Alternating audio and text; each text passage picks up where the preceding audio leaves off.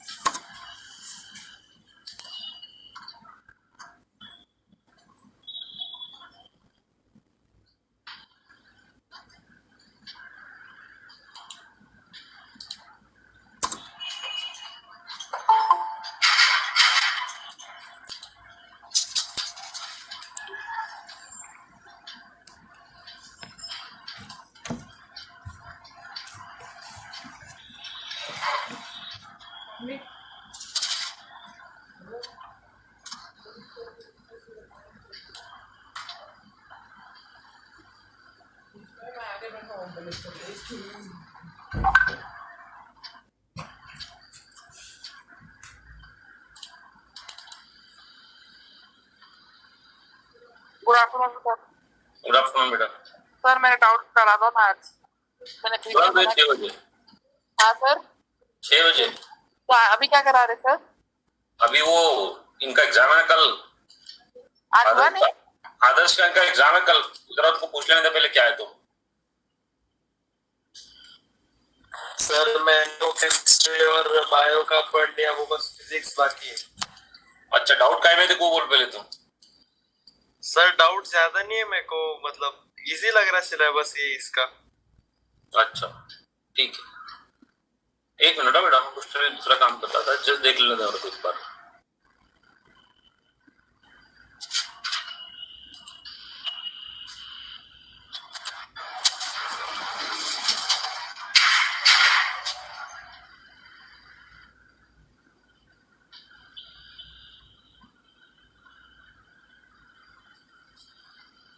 एक मिनट। हाँ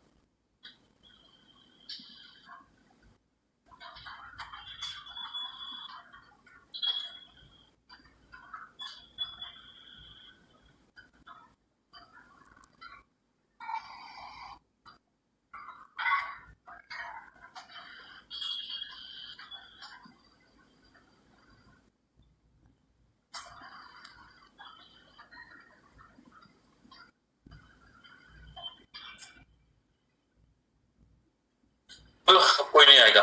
हाँ क्या पूछ रहा था फिजिक्स का?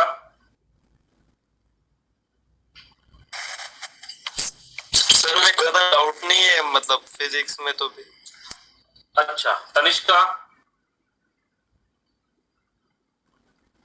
हाँ सर इजी सिलेबस है सर इस बार का। कौन सा करना है तुझे बेटा, बोलो जल्दी से, फिर वो हिसाब से शुरू करते हैं फट से। कोई डाउट है? डाउट नहीं है। पक्का? हाँ पक्का। ओके बेटा, आउट ऑफ मिलते तो जवाब।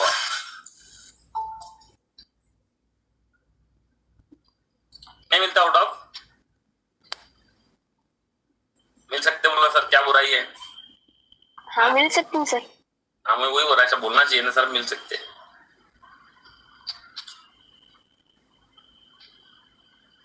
सर कलरफुल वर्ड का एक बार रिवीजन कर लेते हैं फिर फिजिक्स में।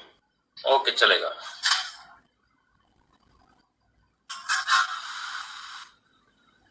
चलेगा बेटा, ठीक है।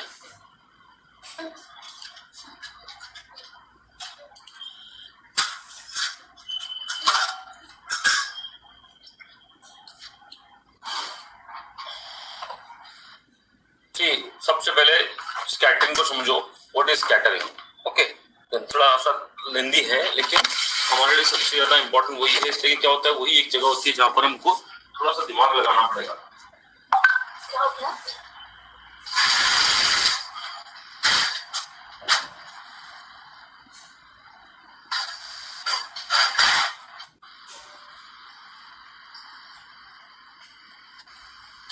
लिसन हियर, सी क्या होता है कि जब आप ये चैप्टर पढ़ेंगे ना तो इसमें क्या होता है कि कॉन्सेप्ट और आंसर के बीच में बहुत ज्यादा मतलब डिफरेंस आता है.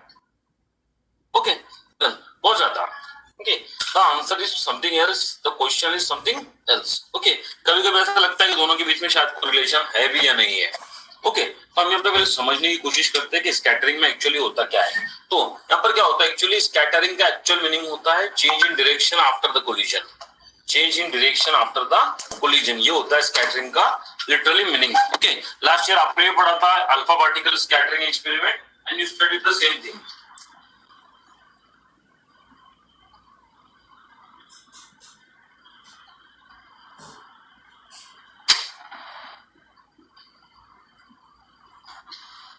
Okay, and you studied the same thing, that scattering means what happens, change in direction after the collision.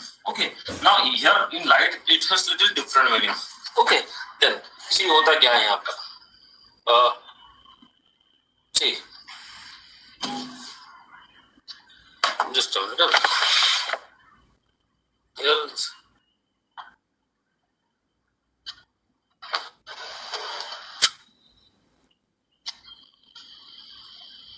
Okay, तो क्या होता है देखो यहाँ पे, सी आपको पहले एक चीज को समझना पड़ेगा यहाँ पर कि एक्चुअली स्कैटरिंग में होता क्या है. ओके, और स्कैटरिंग का एक्चुअली बेस क्या चीज को बताया है हम लोगों ने यहाँ पर. तो होता क्या है, यहाँ पे एक्टिविटी दी है आपको. देन ये एक्टिविटी में क्या होता है कि हम एक कंटेनर में पानी लेते हैं. ओके, और अराउंड 2 लीटर पानी लेते हैं ग्लास के ट्रांसपेरेंट कंटेनर में. इसके इस साइड में यहाँ पर एक बल्ब लगाते हैं जिसका के व्हाइट लाइट आता है. देन और उसके सामने लगाते हैं एक लेंस. ओके, ये लेंस यहाँ पे लगाने के बाद में क्या होगा कि यहाँ पर हम लगाते हैं कार्डबोर्ड का पीस. देन और उस कार्डबोर्ड के अंदर होता है एक सर्कुलर होल. ओके, और इसके दूसरे साइड में दूसरा एक लेंस लगाते हैं और लेंस लगाने के बाद में इधर एक स्क्रीन लगाते हैं. देन अभी क्या होता है एक्चुअली यहाँ पर कि जैसे हम इस बल्ब को ऑन करते हैं तो यहाँ से बल्ब को इस तरीके से एडजस्ट करते हैं कि the bulb is at the focus of the first lens. So these rays of light will strike the lens. Okay, after striking this lens they will bend and travel in this direction. Okay, then the light will pass through the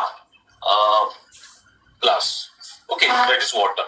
Then it will strike the wood cardboard over here. After striking the cardboard, okay, then only this much light which is equal to the circle, okay, in the form of the circle will come out, and then this light will strike the lens 2, and then this lens 2 will focus it on the screen. और इस तरीके से यहाँ पर एक white spot बन जाता है. ओके, so ये भी आपको याद रखना है यहाँ पर. आपको मैं पहले इससे पहले बता चुका हूँ कि light itself is invisible. Light itself is invisible. तो लाइट इनविजिबल होने की वजह से क्या होता है कि when the light passes through the water, okay, when it will pass through the water, then as the water is homogeneous, actually homogeneous का सवाल ही नहीं आता है और कोई मिक्सचर बना ही नहीं है. So as water is transparent then and the particles are very small, okay, it cannot scatter the beam of light. Okay, just recall last year आपने पढ़ा था कहाँ पर this types of solution के अंदर, types of mixture के अंदर कि homogeneous mixture जो तो it cannot scatter the light, on the other hand the heterogeneous mixture can scatter the light. Okay, इस वजह से क्या होगा यहाँ पर कि this light will not be visible to us और सब कुछ नॉर्मल दिखाई देगा. ओके, और ये स्पॉट का कलर भी यहाँ पर व्हाइट रहेगा. Now add around 200 gram of sodium thiosulphate. क्या ऐड करना है आपको यहाँ पर? Sodium thiosulphate. ओके, सी अब ये थायोसल्फेट क्या होता है? ओके, सी एक्चुअली क्या होता है, सोडियम सल्फेट का फार्मूला क्या होता है? Na2SO4. ओके, लेकिन थायो का मीनिंग क्या होता है कि one of the oxygen is replaced by sulphur. And you know that oxygen and sulfur come in the same group, and because of being in the same group, they have the same chemical properties, and because of this reason, what will happen? Then this oxygen can be replaced by sulfur. So you will get over here Na2S2O3. Okay, this is called as sodium thiosulfate. Okay, so when you add the sodium thiosulfate over here in the solution, then sodium thiosulfate particles are very small. They are very, very small. That's why they are also not capable of scattering the light, and hence the things appear to be normal as it is. But when you add few drops of H2SO4, concentrated H2SO4, okay, then so when you add concentrated H2SO4 over here, the reaction will start with this sodium thiosulfate, and the sulfur particle will start to develop in the solution. Okay, when this sulfur particles start to develop in the solution, then the particles will come together to form the bigger particle, and because of this what happens, see, okay, when the size of these particles which are formed over here is very small, okay, then they don't allow the violet, blue and indigo light to go in the forward direction. वो तीन जो light होते हैं जिनकी wavelength बहुत छोटी है उनको आगे जाने ही नहीं देते। ओके, तो अब जब ये वॉयलेट, ब्लू और इंडिगो लाइट आगे नहीं जा पाता है तो आगे कौन सा लाइट जाएगा? आगे जाएगा आपका red, orange, yellow, green. Okay, ये चार ही कलर जाएंगे। देन मगर आपका ये जो स्पॉट होता है यहाँ पर वो येलो दिखाई देने लगता है आपको। ओके, वो आपको येलो दिखाई देने लगेगा। अब जो ब्लू, वॉयलेट और इंडिगो लाइट आगे नहीं जा पा रहा है तो किधर जाएगा? तो वो एक तो आफ्टर स्कैटरिंग लेफ्ट में जाएगा, राइट में जाएगा, ऊपर जाएगा, नीचे जाएगा या फिर पीछे आएगा। So now the water in the container starts to be appearing blue, it starts to be appearing blue. Okay, then see, it is similar to what happens when the sunlight will try to enter into the sea water. When the sunlight will try to enter into the sea water, the particles present in the sea water won't allow the violet, indigo and blue light to go into the water. Okay, and they will send the blue light, indigo light and violet light back out. Okay, then that is why the sea appears to be blue. That is why the sea appears to be blue. See, some people think that the sea appears to be blue because we see the reflection of sea in the water. So it's reflection of the sky in the water. That is not true. Okay, the sea is blue because the particles present in the sea water do not allow the blue, violet, and indigo lights of shorter wavelength to go into it and send them back. That's why the sea appears to be blue. And if you go inside the sea water and see upward towards the sky, then you will find that the sun or the sky appears to be yellow. Why? Because only the yellow light is coming down, red light is coming down, orange light is coming down. Okay, now if you add few more drops of this concentrated H2SO4 over here, the size of the particles will increase. When this size of particle will increase, now what will happen? Even the yellow and green light will be blocked and it won't be able to go in the forward direction. Okay, then इसलिए क्या होगा कि now the spot will turn from yellow to orange. It will turn from yellow to orange. Okay, now see, if you put few more drops of concentrated H2SO4 here, then the size of the particles will further increase. The size of the sulfur particle will be increased because when this sulfuric acid will react with the sodium thiosulfate, sulfur will be released and that sulfur particles will come together to form the bigger particles of the sulfur. And in this way what will happen now? Even the orange color will not be allowed to go out, and then what will happen? Only the red color will reach over here. And in this way what happens? See, your spot will turn from white to yellow, yellow to orange and orange to red. Okay, so from this what we come to the conclusion is that then the color of the scattered light depend upon the size of the scattering particle. The color of the scattered light depend upon the size of the scattering particle. Okay, if the particles are very small, they can scatter the shorter wavelengths very strongly. They can scatter the shorter wavelengths very strongly, and if the particles are big, then they will start scattering the bigger wavelength. They will start scattering the bigger wavelengths. तो यहाँ पर आपको एक sentence अपने mind में बिठा लेने एकदम फिक्स्ड। वो क्या है कि the color of the scattered light depend upon size of the scattering particles. Okay, now see, now we can answer the questions. Okay, what is the first question? The first question is that why does the sky appears to be blue during the daytime? Why does the sky appears to be blue during the daytime? Okay, then अभी हम पहले इसका answer ढूंढते हैं. Okay, then see, मैंने इससे पहले आपको ये आंसर समझाने की कोशिश किया था. Then अगर आपको आंसर समझ में आ जाता है तो बहुत अच्छी बात है, और अगर नहीं समझ में आता है तो कोई प्रॉब्लम नहीं है. आपको सिर्फ 4 सेंटेंस या 5 सेंटेंसेस को यहाँ पर अच्छी तरीके से कंपाइल करके लिखना है. ओके, अभी आप पहले यहाँ समझने की कोशिश करो क्या होता होगा. ओके, सी सपोज मान लो इधर कहीं तो भी सन है जहां से व्हाइट लाइट हमारी आंखों की तरफ आ रहा है. ओके, और यहाँ पर हमारी आंख है. ओके, देन ये हमारी आंख है इधर से. देन ठीक है, देन नेक्स्ट अब क्या होता है यहाँ पर, ये बीच में जो है तो हमारे आंख और सन के बीच में क्या है, यहाँ पर है देन ये पार्टिकल्स.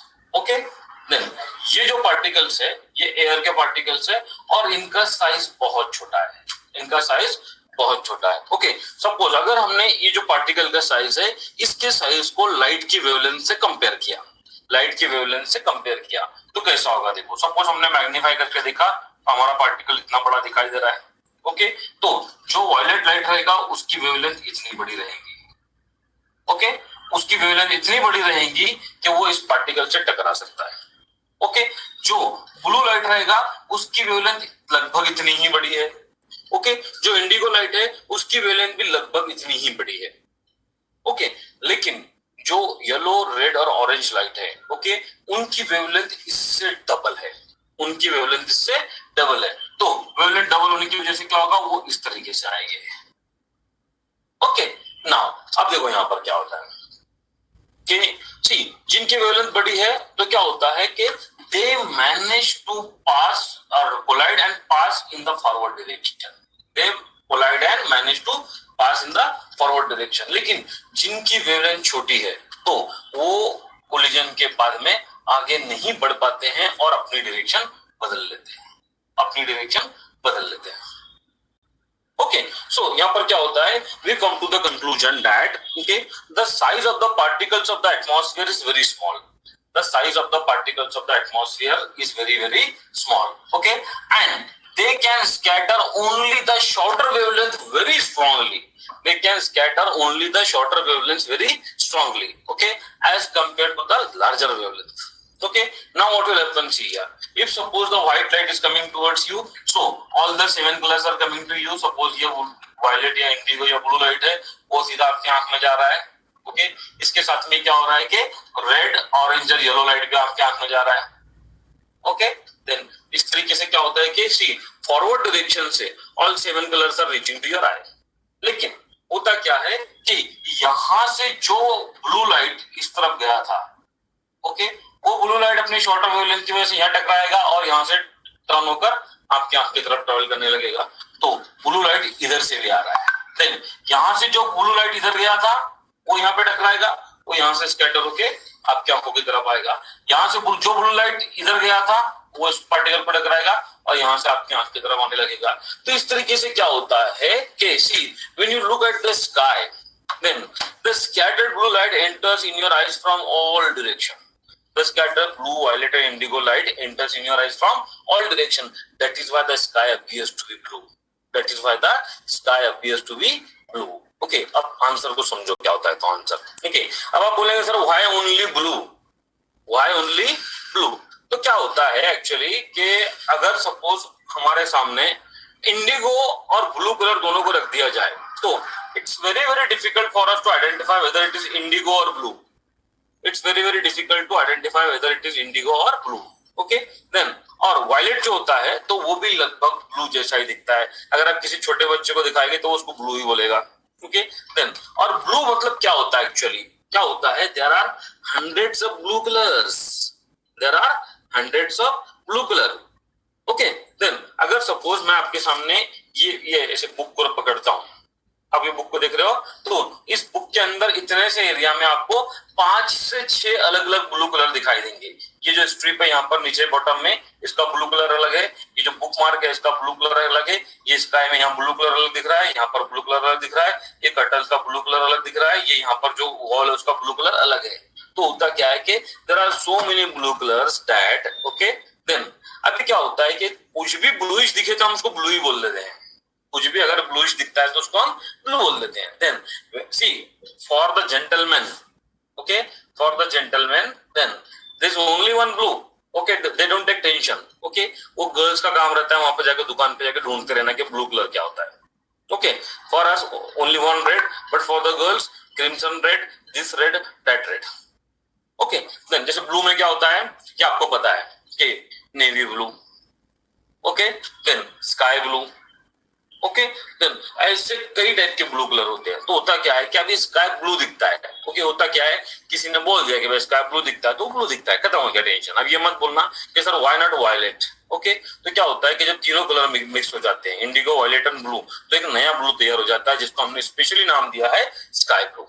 ओके, तो इसलिए क्या होता है कि the sky will appear to be blue, it will appear to be blue. उसके अलावा भी क्या होता है कि ये साइंटिफिकली प्रूव्ड है कि then human eyes give better response to blue colour. Human eyes give better response to blue colour. तो इसलिए क्या होता है कि ब्लू कलर हमको ज्यादा अट्रैक्ट करेगा। ओके, तो अगर हमारे सामने बहुत सारे कलर रखे भी जाए तो उसमें से हमको ब्लू कलर ज्यादा अच्छे से दिखाई देता है। ओके, उसके दो रीजन होते हैं, साइकोलॉजिकल रीजन। ओके, पहला रीजन ये होता है कि इंसान को ऊंची चीजें बहुत पसंद होती है। Okay, and which is the highest thing in the visible to us, it is sky. और दूसरा ये होता है कि हमको डेप्थ बहुत पसंद होती है, and which is the deepest thing, it is the C.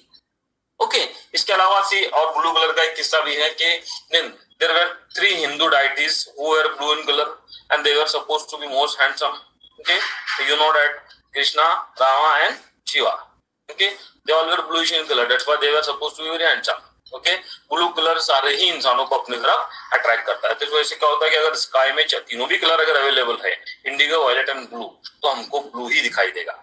Okay, because our eyes give better response to them. Yes. Sir मैंने एक रेफरेंस बुक में पढ़ा तो वो बोल रहे थे कि सन है ना, वो रेड के बाद सबसे ज्यादा ब्लू लाइट एमिट करता है, इसलिए हमें ब्लू लाइट दिखती है, इंडिगो और वायलेट। बेटा कैसे होता है, हर किसी का अपना अपना ओपिनियन देता है। बिकॉज क्या होता है कि यहाँ पर कोई कॉन्क्रीट आंसर है नहीं, यहाँ पर क्या होता है कोई कॉन्क्रीट आंसर है नहीं कि ब्लू ही क्यों दिखता है। अब मैंने आपको बता दिया हूँ कि वो ब्लू नहीं है, वो ब्लूइश है।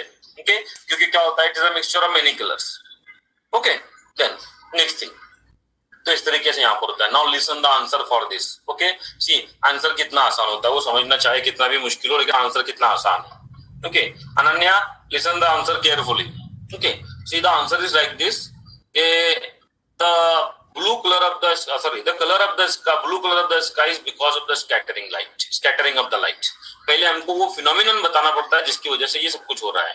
तो blue color of the sky is because of the scattering of light. Okay, then the second sentence which you will write is that the color of the scattered light depend upon the size of the scattering particles. Okay, आपके आधा answer आपका complete हो चुका है, आपको आधे marks मिल जाएंगे इसी के ऊपर। Then now the remaining part. See, the size of the particles of the atmosphere is very small. The size of the particle of the atmosphere is very small. That is why they scatter the shorter wavelengths of light near the blue end of the spectrum. Okay, जो light का spectrum होता है VIBGYOR.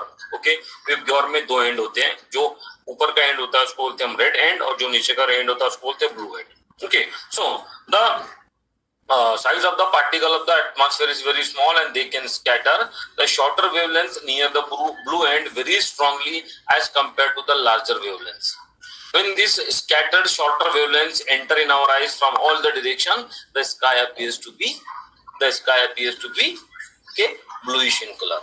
It appears to be bluish in color. Okay, ये उसका answer है। Okay, now the second answer is that why the sun or the surrounding sky appears to be reddish in color. Okay, so in the evening and in the morning. Okay, so in the evening and in the morning what will happen here? Suppose ये आपका अर्थ का atmosphere है, ये अर्थ है आपका, ये atmosphere है, then ये आपका horizon है। Okay, in the morning the sun is near the horizon, then and the sunlight has to travel longer distance through the atmosphere to reach your eyes. The sunlight has to travel longer distance in the atmosphere to reach your eyes. See, क्या होता है? Then जब सन आपके sir के ऊपर रहेगा दोपहर के वक्त में, तो sunlight has to travel only this much distance. Okay, ये डिस्टेंस बहुत शॉर्ट होता है। इसका रीजन क्या होता है मैं आपको बताता हूँ। हमारा जो टोटल एटमॉस्फेयर है ये होता है 125 किलोमीटर्स का, जिसमें से सिर्फ 10 किलोमीटर्स जो है तो वो सिग्निफिकेंट है। 10 किलोमीटर्स सिग्निफिकेंट है। After 7 kilometres there is no oxygen. Okay, then मतलब क्या होता है कि after 8 to 10 kilometre the air becomes negligible. Okay, वहां पर एयर होता ही नहीं है। ओके, लेकिन ये जो डिस्टेंस है ये होता है 6400 किलोमीटर्स। ओके, ये अर्थ का रेडियस है। तो अगर हमने उस तरीके से कंपेयर करें तो क्या होता है कि आपको पता चलेगा कि इन द मॉर्निंग और in the evening the sunlight has to travel very long distance in the earth atmosphere through the thick layers of the atmosphere. Now, when it will travel through the thick layers of the atmosphere, तो क्या होगा? See, suppose ये thick layer of atmosphere के अंदर बहुत सारे particles हैं, okay? Then अब वहाँ तो innumerable particles रहेंगे, okay? Infinite particles रहेंगे. So what happens when the white light will enter in the Earth's atmosphere? तो क्या होगा? कहीं ना कहीं हर एक violet, indigo, blue light का head-on collision होगा, वो वापस चला जाएगा. क्या होगा, कहीं ना कहीं हर एक वायलेट, इंडिगो और ब्लू लाइट का हेड ऑन कोलिजन होगा और वो वापस चला जाएगा। तो इस तरीके से क्या होता है कि सारा का सारा ब्लू, वायलेट और इंडिगो लाइट जो है तो वो वापस चला जाता है। Okay, if suppose all the indigo, violet, blue light is going back, then which rays are coming to you? Red, orange, yellow, and that is why the sun appears to be reddish in color. The sun appears to be reddish in color. Okay, तो ये answer आप कैसा लिखेंगे? आप तो क्या होता है, अगेन आप सी, पहले आपको फिनोमिनन बताना पड़ेगा। What is the phenomenon? So what is the phenomenon responsible for the blue colour of the sky, sorry the red colour of the sky and the sun in the evening? It is okay, then this okay, then see the red color of the sky and the sun in the morning and in the evening is because of the scattering of light. Then the color of the scattered light depend upon the size of the scattering particle. Then in the morning and the evening the sun is near the horizon and the sunlight has to travel longer distance through the thick layer of the atmosphere, because of which all the shorter wavelengths are scattered away. They are scattered away from our line of sight and only the larger wavelength can reach to us. Only the larger wavelengths can reach to us. That is why the sky appears to be red. That is why the sky appears to be red. Okay, this is the reason why the sky and the sun appears to be red. Okay, अब अभी क्या होता है कि ये जो violet, Indigo light जो कि एटमॉस्फेयर से टकराकर वापस चला गया, वो कहां पर जा रहा है? It is going back into the space. It is going back into the space. So what will happen then? When you will look at the earth from the space, okay, you will find that the earth appears to be blue. The earth appears to be blue. Okay, then okay, अगर यहाँ पर suppose available होगा ना, तो एक minute के लिए ना मैं आपको वो गूगल अर्थ का बताता हूँ। गूगल अर्थ की का जो नया लेटेस्ट वो आया है ना वर्जन, तो उसके अंदर ये गूगल मतलब जो अर्थ है हमारा वो ब्लूइश दिखाई देता है। वो कैसा दिखाई देता है? Bluish. Okay, then just a minute, let me open it. अगर यहाँ पर है मेरे पास में अवेलेबल तो मैं आपको अभी दिखा देता हूँ, तो आपको समझ जाएगा कि व्हाट आई मीन टू से। सी ओके, देन हाँ चलो, है बहुत अच्छे तरीके से दिख रहा है यहाँ पर वो। See I am sharing my screen for a moment. Okay, look at that, just a minute. Okay, see, look at this. Can you see this Earth? Google Earth. Hello? अरे कोई तो बोलो, इशिता। हाँ सर, दिख रहा है, दिख रहा है। कैसा कलर दिख रहा है बाहर से? ब्लूइश। ब्लूइश क्यों दिख रहा है? बिकॉज वो जो ब्लू लाइट है जो आसमान से आया है वो अर्थ को टकरा कर क्या होगा? रिटर्न चला जाएगा। वो क्या होगा? इसको टकरा कर रिटर्न चला जाएगा। तो जब वो रिटर्न चला जाएगा तो that time what will happen? We will see only the blue colour. Okay, अब ये तो आर्टिफिशियल पिक्चर आ गया। Then I don't know where is that picture. Okay, wait a minute, I think just a minute. I will see, you can see the blue colour now. Okay, तो इस तरीके से क्या होता है कि then what will happen over here? Then see the blue color will go back. That's why the earth will appear to be blue from the space. That's why earth is called the blue planet. Okay, then कुछ लोगों को misunderstanding होती है कि because of the sea water it will appear to be blue. Of course sea water भी blue होता है, लेकिन क्या होता है कि वो blue इसलिए दिखाई देता है अर्थ, क्योंकि क्या होता है, सनलाइट का जो ब्लू पार्ट होता है वो एटमॉस्फेयर से टकरा के रिटर्न चला जाता है, और रिटर्न चला जाने की वजह से क्या होगा कि देन हमको अर्थ का जो बाउंड्री होंगी वो सब ब्लू कलर की दिखाई देगी।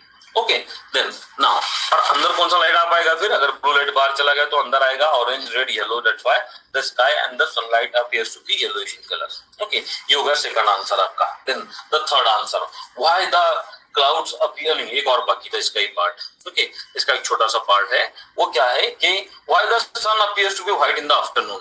Why the sun appears to be white in the afternoon? So what happens? In the afternoon the sun is overhead. In the afternoon the sun is overhead and the sunlight has to travel a very short distance in the atmosphere, and that is why all 7 colors are scattered equally. All 7 colors are scattered equally, and hence the sun appears to be white. And hence the sun appears to be white. Then the next question is that why the sky appears to be black to an astronaut, or what will be the color of the sky on the moon? Okay, so the color of the sky on the moon or for the astronaut in the space will be black because there is no atmosphere in the space or on the moon to scatter the light.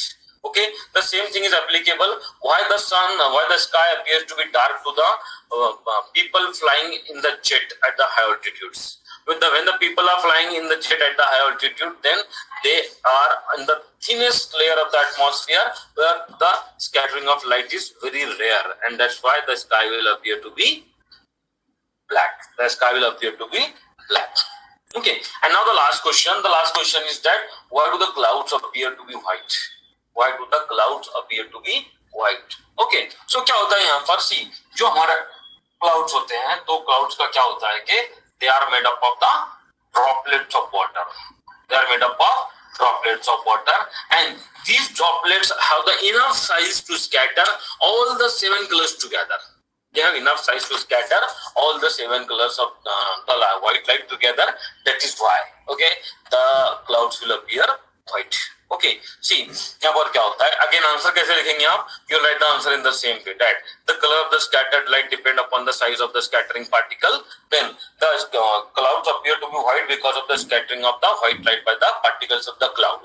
As the size of the color of the scattered light depend upon the size of the scattering particle. The size of the particles of the cloud, okay, that is the droplets of the water in the cloud, is large enough to scatter all 7 colors together. That's why the clouds appears to be white. Okay दामा, okay, अब अगर तू कुछ book में पढ़ेगा तो उन books में तुझे ऐसा पढ़ने को मिलेगा कि the cloud has the particles of all size. The bigger particles scatter the red light and the smaller particles scatter the blue light. That's why all 7 colors are scattered together and hence the cloud appears to be white. Okay, तो होता क्या है यहाँ पर? कोई fix concrete answer दिया नहीं गया है कहीं पर भी. ओके, आप सारे बुक छान लो, but what I believe is that the size of the particle is very large enough to scatter all the 7 colours together and that's why it appears to be white. It appears to be white. Okay, then अभी आप बोलेंगे sir कभी कभी clouds grey भी दिखते हैं, कभी कभी क्लाउड्स ग्रे दिखते हैं. व्हाई? तो वो क्या होता है? Then see what is the colour of the plants? green. Okay, then you can see the green trees around you. Okay, जो ट्री आपके सराउंडिंग में है वो आपको दिन में ग्रीन दिखता है, लेकिन रात में वही ट्री आपको ब्लैक दिखता है. Okay, so what happens when there is no light?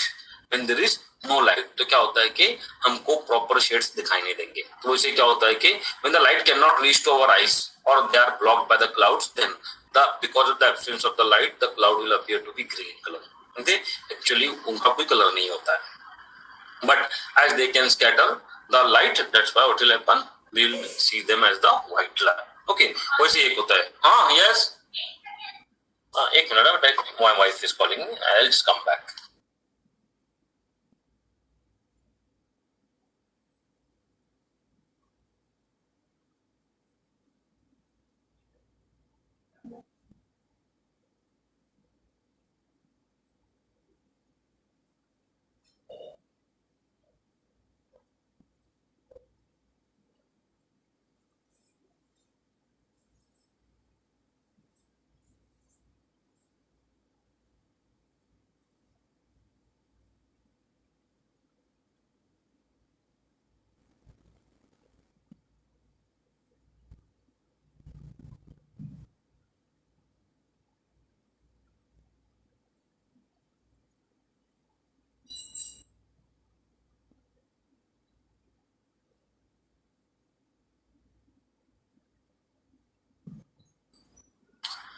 Okay, so इस तरीके से होता है. एक और कलर, एक क्वेश्चन होता है इससे रिलेटेड कि why do the leaves appear to be green during the day time?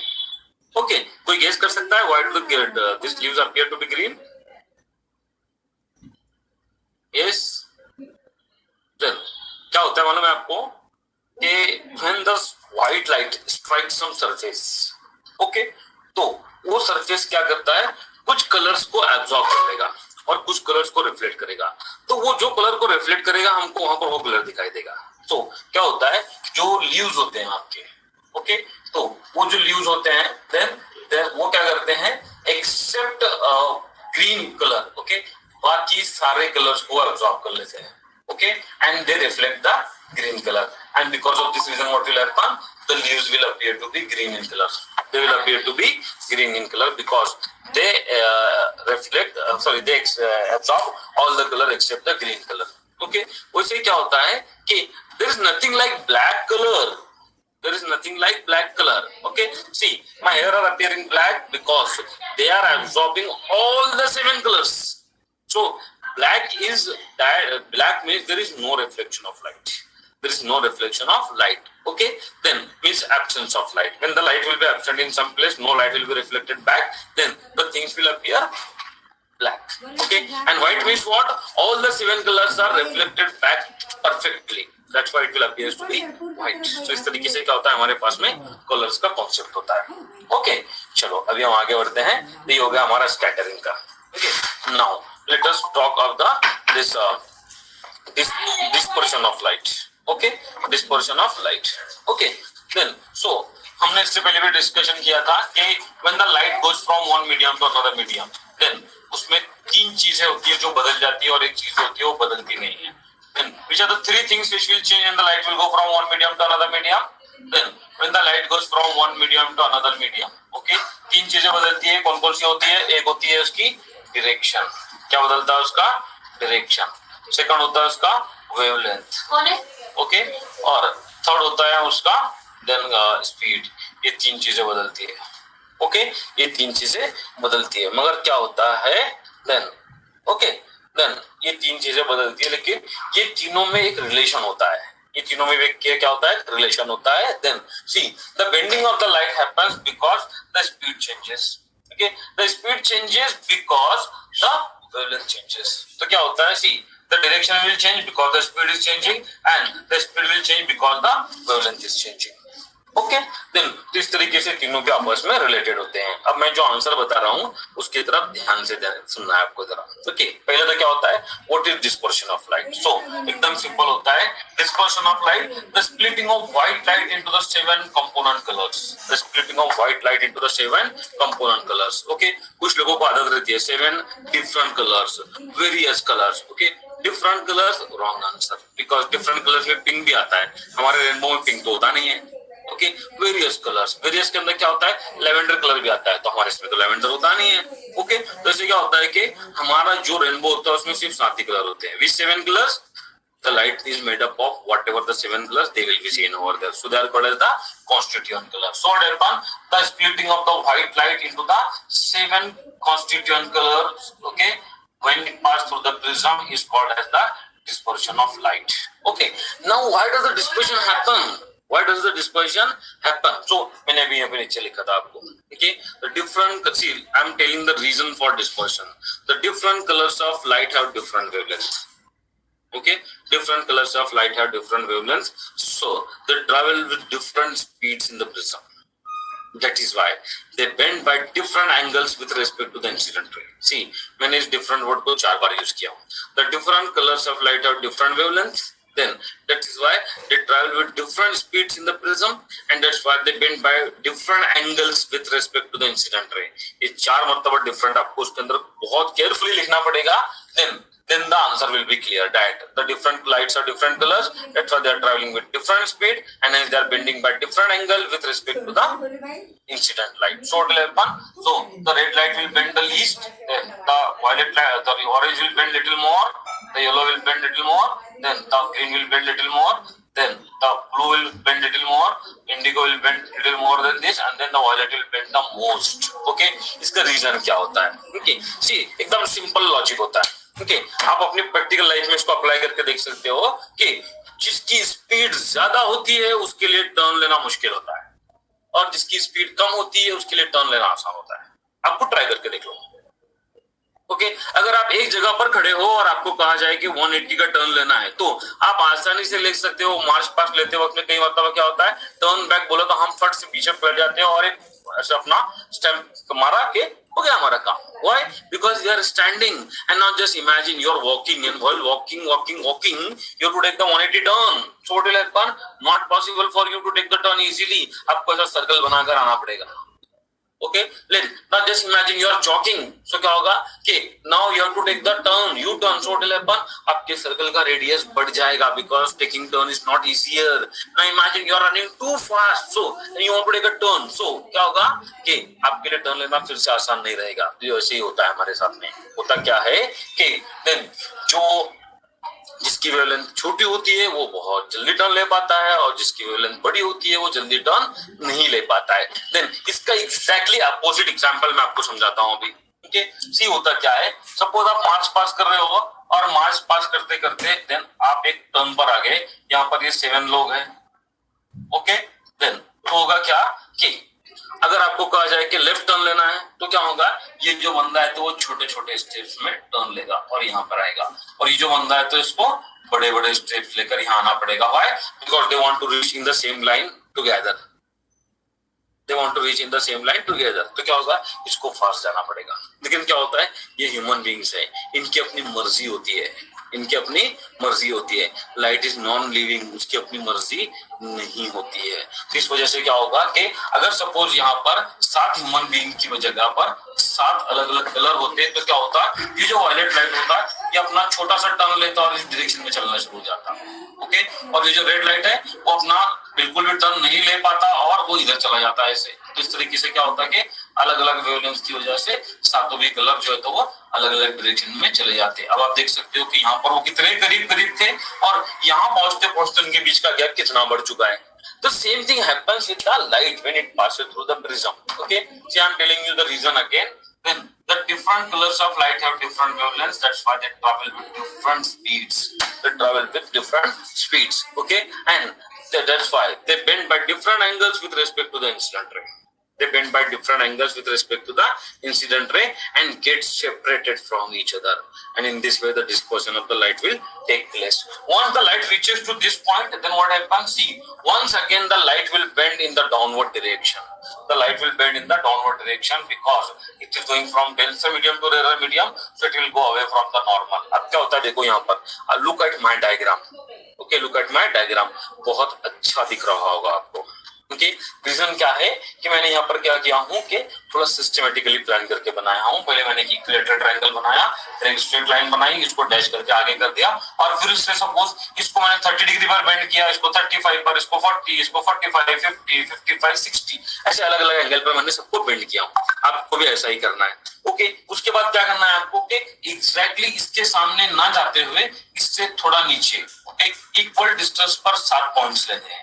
Equal distance पर 7 पॉइंट लेने हैं. पहली लाइन को पहले पॉइंट से ज्वाइन करना है, दूसरी लाइन को दूसरे पॉइंट से ज्वाइन करना है, तीसरी लाइन को तीसरे पॉइंट से, और इस तरीके से क्या होता है कि हम यहाँ पर उन सातों को भी ज्वाइन कर देते हैं.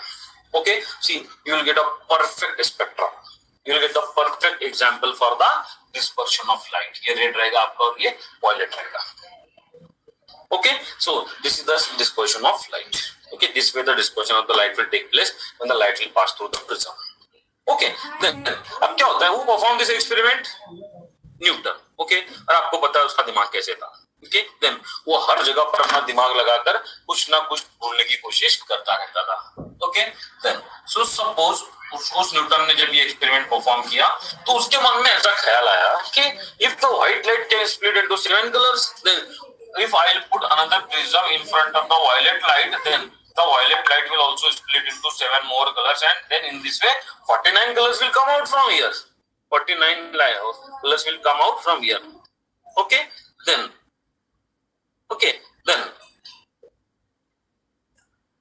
so what will happen? ऐसा उसने सोचा, लेकिन एक्सपेरिमेंट फेल हो गया, ऐसा कुछ हुआ ही नहीं. फिर उसके बाद में क्या हो गया कि जब ये नहीं हो पाया तो उसने इमीडिएटली क्या किया, उसने इमीडिएटली वो जो सेकंड प्रिज्म था उसको इन्वर्ट करके पहले वाले प्रिज्म के सामने रख दिया. ओके, और एकदम मतलब बहुत अच्छा रिजल्ट सामने आया. सी, अब ये जो डायग्राम मैं बना रहा हूँ इसमें क्या होता है कि पहला एक प्रिज्म होता है ऐसे, then the white light comes, strike the prism, then split into 7 colors. The 7 colors come out, they strike the second prism, and then they again recombine to form the white light, और white light यहाँ से बाहर आ जाता है. Okay, अब आपको ये diagram बनाना है. ओके, डायग्राम कैसे बनाएंगे आप यहाँ पे देखो. सी, क्या होता है कि when Newton tried to keep the second prism in front of the first prism inverted, तो उसको क्या मिला वहां पर, he got the white light. Okay, see, इस तरीके का। पहले आप एक यहाँ पर क्या बनाएंगे, एक रोम्बस बनाएंगे। रोम्बस बनाने के बाद में यहाँ से इसको ऐसे कट कर दो और दो लाइंस बनाकर इनको आपस में ज्वाइन कर दो। उनके बीच में सफिशिएंट गैप होना चाहिए। Then take the white light over here, यहाँ पे वो स्ट्राइक कर रहा है और इतनी हाइट से एक व्हाइट लाइट को इधर में निकाल दो। देन सी ये लाइट यहाँ पर आएगा, यहाँ पर आएगा, ये बेंड होकर नीचे की तरफ जाएगा, ये भी बेंड होकर नीचे की तरफ जाएगा और यहाँ से रिकम्बाइन होकर वो इधर चला जाएगा। ओके, लास्ट ईयर ये डायग्राम 2 मार्क्स के लिए आया था, ये डायग्राम 2 मार्क्स के लिए आया था। ओके, तो क्या करेंगे आप यहाँ पर, इसको क्या लिखेंगे यहाँ पर, see this is called as achromatic combination of prism, achromatic combination of prism. Okay, combination of prism. Okay, achromatic combination of prism. Okay, कैसे होता है यहाँ पर, तो उसका मीनिंग क्या होता है, मतलब आपको बताना कैसे है इसको। Okay, see when two prisms are kept in such a way, when two prisms are kept in such a way that the second prism is inverted with respect to first prism. When two prisms are kept in such a way that the second prism is inverted with respect to first prism, then the white light is split into the 7 colors by the first prism, recombines in the second prism to give the white light. Okay, this combination is called as achromatic combination of prisms. Okay, और इस तरीके से क्या होता है कि हमको दोबारा व्हाइट लाइट मिल जाता है। ओके, अब एक क्वेश्चन आता है, बहुत कॉम्प्लिकेटेड क्वेश्चन है कि भाई the glass prism and the glass slab both are made up of the glass prism split the white light into 7 colours but the glass slab does not. Okay, why does it happen so? Okay, then so इसका आंसर देने के लिए आपको क्या करना है, देखो यहाँ पर। ओके, दामा यहाँ पे देख बेटा, एक और एक ये रहता है। ओके, देन कैसे होता है, सी जो हमारा प्रिज्म होता है, तो प्रिज्म में 2 रिफ्लेक्टिंग सरफेसेस होते हैं, then surface 1 and surface 2, and they both are inclined to each other. They both are inclined to each other. The white light will come, strike the prism at the first inclined surface. It will split into 7 colors by after bending towards the base. After bending towards the base. When these 7 colors will try to come out of the second slanting surface, then once again they bend towards the base. Once again they bend towards the base. That's why the separation between them increases further, and hence we get the 7 colors. We get the 7 colors. But in case of the glass slab, okay, in case of the glass slab, the 2 refracting surfaces are parallel to each other. At the first parallel surface,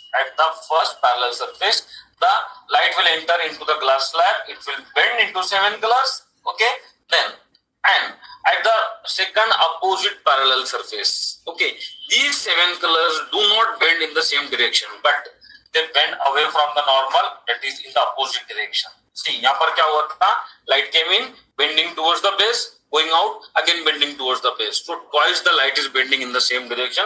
That's why the gap between the colors is increasing. Here what happens? First it is bending towards the normal and then away from the normal. So because of the bending in the opposite direction, first the 7 colors will get separated and then they will get recombined to form the white light. और इस तरीके से क्या होता है कि आपका जो ग्लास स्लैब है वो वहां पर डिस्पर्शन नहीं दिखा पाएगा। ओके, दामा अब क्या होता है कि कुछ बुक्स के अंदर ऐसे लिखा है कि जो आपका ग्लास स्लैब होता है, okay, so the glass slab can be considered as the combination of 2 inverted prism. Okay, ये इस तरीके से एक प्रिज्म ऊपर एक नीचे, देन जब व्हाइट लाइट यहाँ पर आएगा तो वो 7 कलर्स में स्प्लिट होकर इस तरह से जाएगा और यहाँ पे टकराने के बाद में दोबारा से वो व्हाइट कलर में कंबाइन होकर यहाँ से बाहर निकल जाएगा। Okay, idea is good, idea is very good, but how does the light know that कि उसको यहीं से बेंड होना है? अरे लाइट को कैसे पता है कि यहां से बेंड होना है? मुझे कोई लिखा तो नहीं है वहां पर कि वहां से बेंड होना है उसको। ओके, और मीडियम तो ट्रांसपेरेंट है और मीडियम जो तो होमोजीनियस है, तो उसकी तो कोई लिमिट नहीं होती है, वो उस वक्त तक लाइट उस वक्त तक बेंड नहीं हो सकता है जब तक का मीडियम नहीं बदलता है। तो क्या होता है कि अगर हम सोचे तो हमको ऐसा लगता है कि यार हाँ हो सकता है ऐसा होता भी होगा, लेकिन ऐसा पॉसिबल नहीं है, ऐसा पॉसिबल नहीं है। बिकॉज क्या होता है कि ऐसा कुछ नहीं है कि डायगोनल के ऊपर लाइट बेंड हो जाएगा। ओके, कोई लॉजिक नहीं है उसके लिए। तो क्या होता है कि कुछ बुक्स के अंदर जो आंसर्स होते हैं ना तो वो गलत होते हैं, तो इसलिए क्या होता है कि ज्यादा ध्यान लगाने का नहीं। ओके, जितना मैं इधर बोल रहा हूँ वो समझने का। सी मैं आपको जो भी बताऊंगा उसके पीछे साइंटिफिक रीजन रहेगा। ओके, मे बी कभी मैं भी गलत हो सकता हूँ, लेकिन उसके पीछे कुछ तो भी साइंटिफिक रीजन रहेगा, मैं तभी आपको बताऊंगा, otherwise I won't say. Okay, तो क्या होता है, कभी कभी हमको लगता है ऐसे कि यार हो सकता है वो बराबर होगा, लेकिन फाइन, इस तरीके से हमारे पास में ये आंसर्स आते हैं। ओके, देन इसके बाद में क्या आता है अभी, then rainbow. Okay, rainbow formation. Okay, then अभी जो रेनबो होता है, तो रेनबो फॉर्मेशन के लिए एक नेसेसरी कंडीशन होती है। वो नेसेसरी कंडीशन ये होती है कि the sun and the rain should be in the opposite direction. The sun and the rain should be in the opposite direction, तभी जाकर हमको वहां पर रेनबो दिखाई देगा, otherwise we won't be able to see the rainbow. Okay, तो यहाँ पर क्या होता है, उसके अलावा जो होता है, तो यहाँ पर एक और इम्पोर्टेंट कंडीशन होती है, वो होती है total internal reflection. Total internal reflection actually क्या होता है? ओके, तो होता क्या है कि when the light travels from denser medium to rare medium, suppose light यहाँ से जा रहा है, ओके, देन वो यहाँ पे टकराता है ऐसे, तो यहाँ टकराने के बाद में क्या होगा कि ये नॉर्मल है, तो वो लाइट थोड़ा बेंड होकर नॉर्मल से दूर चला जाएगा। देन अगर एंगल ऑफ इंसिडेंस बढ़ा दिए हमने, तो क्या होता है कि एंगल ऑफ रिफ्रैक्शन भी बढ़ता जाएगा, एंगल ऑफ रिफ्रैक्शन बढ़ता चला जाएगा। So for a particular angle of incidence called as the critical angle, for a particular angle of incidence called as the critical angle, this angle of refraction becomes 90 degree. Angle of refraction कितना हो जाता है? 90 degree. Okay, if suppose the angle of incidence increases more than critical angle IC, okay, I becomes more than IC, तो angle of refraction भी more than 90 हो जाएगा, और वो लाइट जो है तो वो वापस डेंसर मीडियम में आ जाएगा। This phenomenon is called as total internal reflection या फिर इंटरनल रिफ्लेक्शन। पहले क्रिटिकल एंगल की डेफिनेशन, फिर टोटल इंटरनल रिफ्लेक्शन की definition. Okay, critical angle, then when the light travels from denser medium to rare medium, then that angle of incidence for which the angle of refraction is 90 degree is called as the critical angle, is called as the critical angle. Okay, second, okay, what is second? Then total internal reflection. Okay, when the ray of light travels from denser medium to rarer medium, then if the angle of incidence is greater than the critical angle, then light does not enter into the rarer medium but gets back into the denser medium, and this is called as the total internal reflection. Okay, इस total internal reflection की वजह से क्या होगा, तो इसकी वजह से होता है रेनबो फॉर्मेशन। वो कैसा होगा, देखो, जब आपका रेनबो फॉर्मेशन होगा तो उसके अंदर 4 फिनोमिनन इन्वॉल्व होते हैं। Then see after the rain the fine particles of the rain water, okay, then remain suspended in the air, okay, when the white sunlight strike this fine particles of the water, okay, water droplets, okay, which acts like the prism. Okay, these tiny particles of the water act as the prism. Then when the white light, see, हर जगह पर labelling का बहुत खास value होता है। Labelling के आधे marks होते हैं और डायग्राम के आधे मार्क्स होते हैं। So when the white light will strike the water droplets, then first, सबसे पहले क्या होगा, रिफ्रैक्शन, मतलब क्या होगा, बेंडिंग। इस लाइट को कंपल्सरी नीचे की तरफ आपको बेंड करना है। देन जैसे ही बेंडिंग होगी तो उसके बाद में क्या होगा, डिस्पर्शन, मतलब क्या होगा कि 7 प्लस अलग अलग एंगल पर बेंड होने चाहिए, तो ये आपके 7 प्लस अलग अलग एंगल पर बेंड होंगे, ये रेड और ये वायलेट। जैसे ही लाइट यहाँ पर पहुंचेगा तो इस जगह पर वो वाटर में से एयर में जाने की कोशिश करेगा, that is from the denser to rare medium. तो यहाँ पर क्या हो जाएगा, internal reflection. Okay, internal reflection की वजह से क्या होगा कि लाइट बाहर नहीं जा पाएगा, वो इधर आ जाएगा। देन इधर आने के बाद में क्या होगा, once again refraction will happen, and then after this refraction the rays of light will come to the eyes of the observer. और इस तरीके से क्या होगा कि सी ऑब्जर्वर जो है तो वो सन और रेन के बीच में खड़ा है, सन और रेन के बीच में खड़ा है, that's why he will be able to see the rainbow. अगर आप यहाँ पर खड़े हो, ओके, सन इधर है, बारिश इधर हो रही है, तो आपको रेनबो दिखे। अगर सन भी सामने है और रेनबो उधर ही चल रही है तो फिर भी आपको दिखाई नहीं देगा। फिर क्या होता है कि the necessary condition for seeing the rainbow is that the sun and the rain should be in the opposite direction. And second thing, then during the formation of the rainbow, 4 phenomena take place. Which are the 4 phenomena? Refraction, dispersion, total internal reflection, refraction once again. Okay, इस तरीके से यहाँ पर हमको rainbow दिखाई देता है, समझे? Then now we will stop over here. Okay, if you are coming at 6 o'clock, very good. Otherwise, I will continue with the revision of the light. Okay, ताकि तनिष्का का और आदर्श का पूरा खत्म हो जाए आज. Okay, तुम्हारा एग्जाम कंफर्म है, पोस्टपोन हो गया? हाँ सर, हो गया ना? कब से? 19 को है ना? We'll get sufficient time. Yes, we'll get sufficient time for that. Okay, चलो. So we'll meet at 6 o'clock. If you are coming, If you are not coming, no problem. Even if you want to come at 7 o'clock directly, you can come. Okay. उदितांशु 6 o'clock को तेरे doubts clear करवा लेंगे. Okay. So thank you very much. I'm ending the meeting. Thank you. Bye.